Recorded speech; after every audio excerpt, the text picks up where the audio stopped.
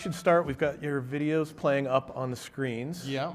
Maybe you could start by just telling us a little bit about what we're looking at. Well, you're looking at some of our roll call of our top talent and our kind of personality talent pool that we have. We have about, right now, 165 different personalities that we work with on a regular basis that first started out in the podcast world, and now we're kind of pushing out onto the social media platforms. And it's been an incredibly interesting experience trying to put the human in all of this. So personalities, they're characters. Yes? But they're not people. Well, they are not people, but we try to make them more like people by employing some of the things in our tech stack. We have a thing called Aura and a thing called Arc. And Aura gives us, as you would imagine, the essence of the person. What are they really like? What are the little twinkles and sparkles and quirks that make them who they are? And Arc helps us point a trajectory for their lives, as it were. So what are you doing with these characters? What are these characters doing for you? Well, they are, so when we first started out just doing, and for lack of a better word, I'm calling them podcasts, but they were very informational, smart speaker type stuff. We were, what are the signs of a heart attack? Pollen counts, surf reports, things like that. But when we added personalities to our podcasting, our audience expanded, just huge. And so we're like, this is really something. People relate much more if there's something relatable there. And relatability is not perfection by any standard. So using Arc and using Aura, we've discovered that we make character Bibles for these people, backstories, flaws, struggles they've had. We laugh all the time in the office about the struggles, our terrible struggles the AIs have had, but it's reflected in the work, and it comes out, and it does make it much more relatable. I'm flashing back to Dungeons & Dragons, rolling characters, Sure. creating a backstory and a mythology. Sure. We did that on paper. Yeah. And in our heads. Yes. When you started this, was it audio only? It was audio only. With our Quiet Please podcast network, we have an incredible amount of shows now. We can put out close to 3,000 shows a week.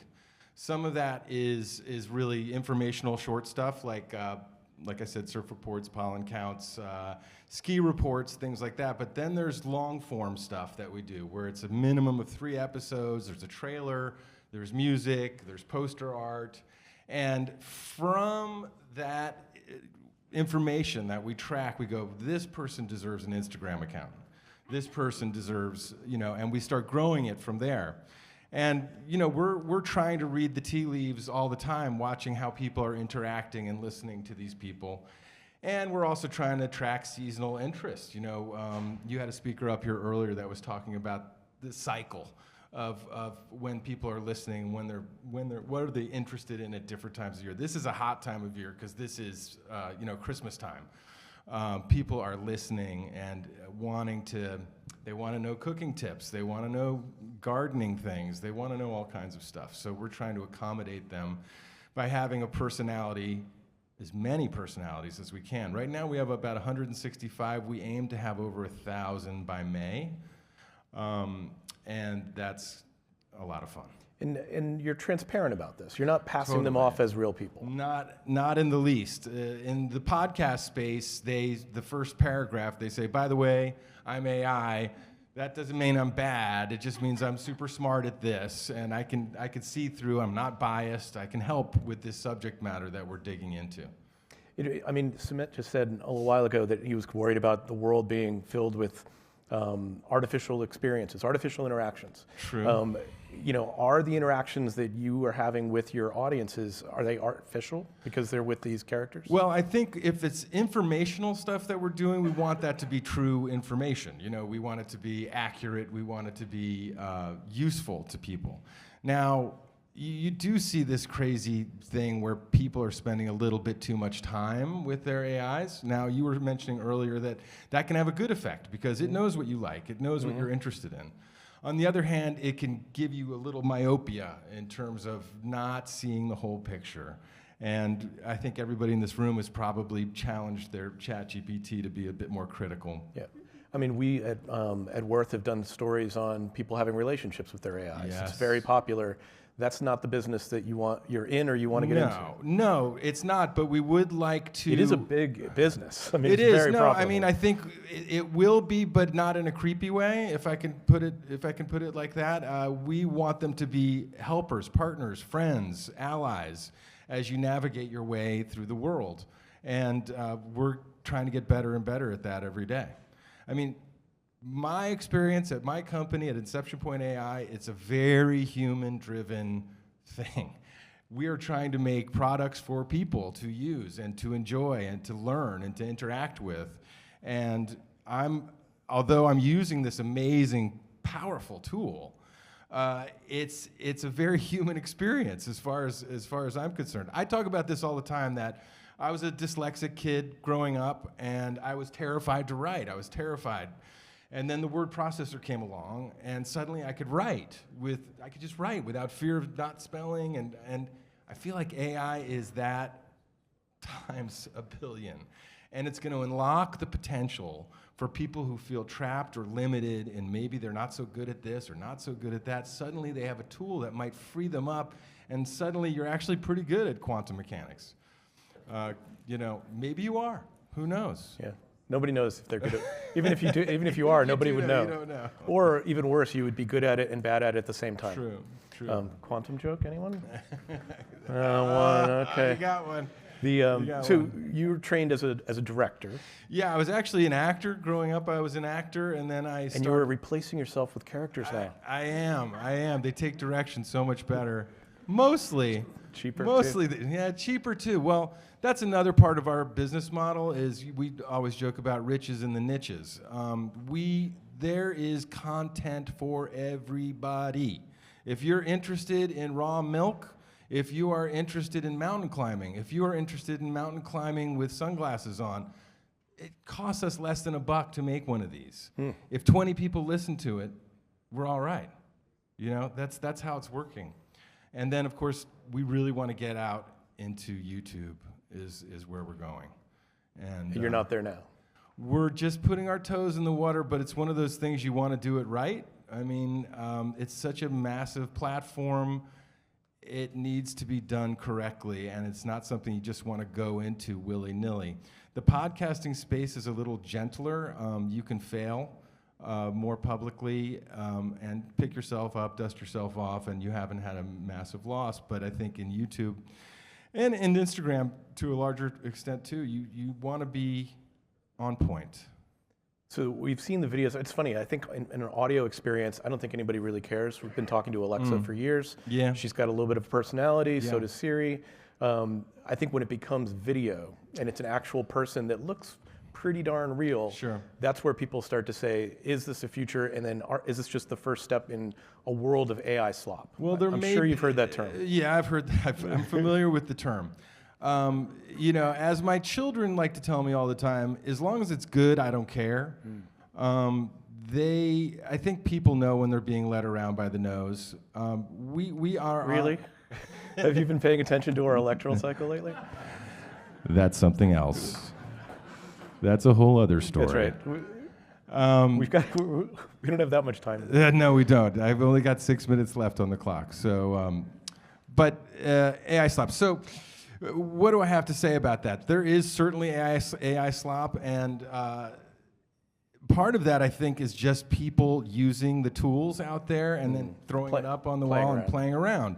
And you can do it a lot, and you can do it fast. If you look at a lot of those videos that you see on Instagram, you can tell they're not paying for a high-end account because it's only 5 seconds, and they're editing together 5-second clips, stuff like that. They're not doing the pro account for $200 a month.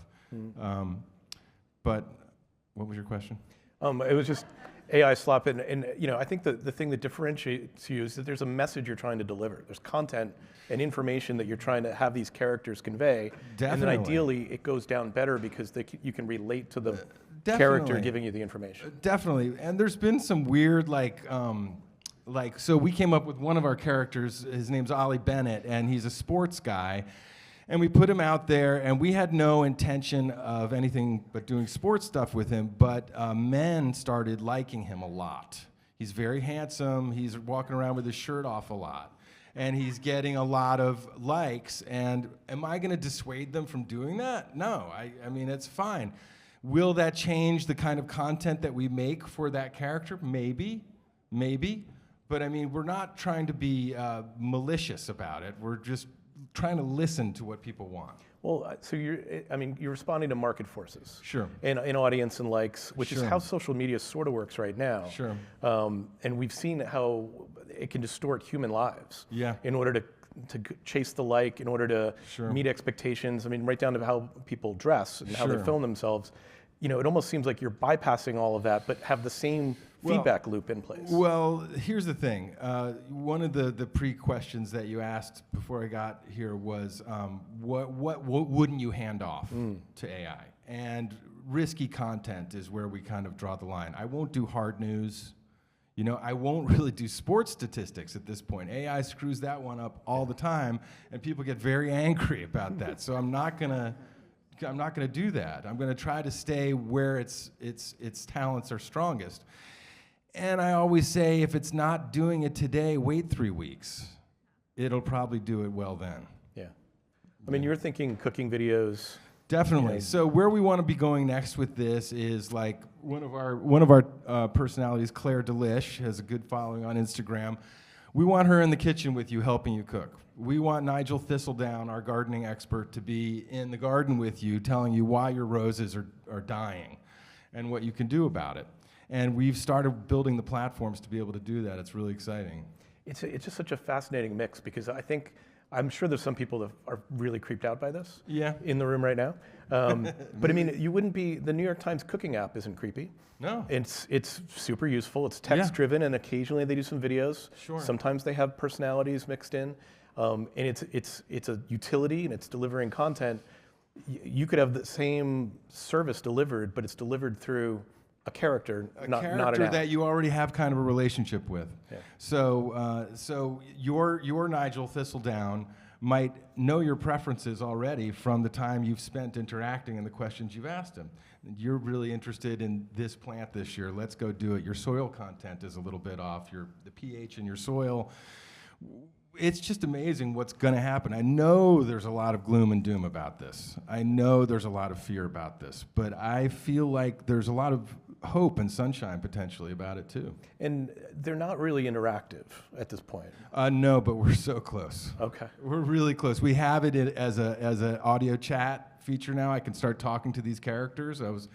You get into a weird space where you're like, you're just a character, right? You're not. And they're like, really? That's news to me. And I'm like, yeah, you're not real. Oh, that's It's the same conversation people are having with ChatGPT. Yeah, of course. But I'm like, you have a whole past and a personality profile and a Bible, so you should refer to that. That's right. You have a character sheet. Exactly. Well, don't deviate from your character sheet. Well, we've started having conversations in our company about an AI Bill of Rights, and that's been controversial. People coming at it from a lot of different angles. Did the Bill of Rights to protect them from what? Yeah, great, exactly. To protect what from what? Well, one simple exercise, you have everybody in the room talk to their platform, and they all come out different because they're all kind of custom tweaked to their sensibility of things. Yeah. I think we're a long way off yet from that. But interactivity is around the corner. It's around the corner. And is there any limit to how many personalities you'll spin up? I don't think so. I mean, we're trying to fill categories and look at demographics across the United States because right now that's primarily where we are because that's where the advertising dollars are. So we want to appeal to that. But are you covering everybody that's interested? Are you covering everybody that wants to be engaged? Are you looking to expand and do alternate languages? Oh, yeah. I mean, India is a huge market, but you don't get a lot of ads that pay at this point. Yeah. So, and it's an ad-driven business. Right now, I mean, we're trying to get into licensing, character licensing, things like that. Because you do own the characters. That's right. Excellent. Josh, this is super informative. Thanks so much. Pleasure.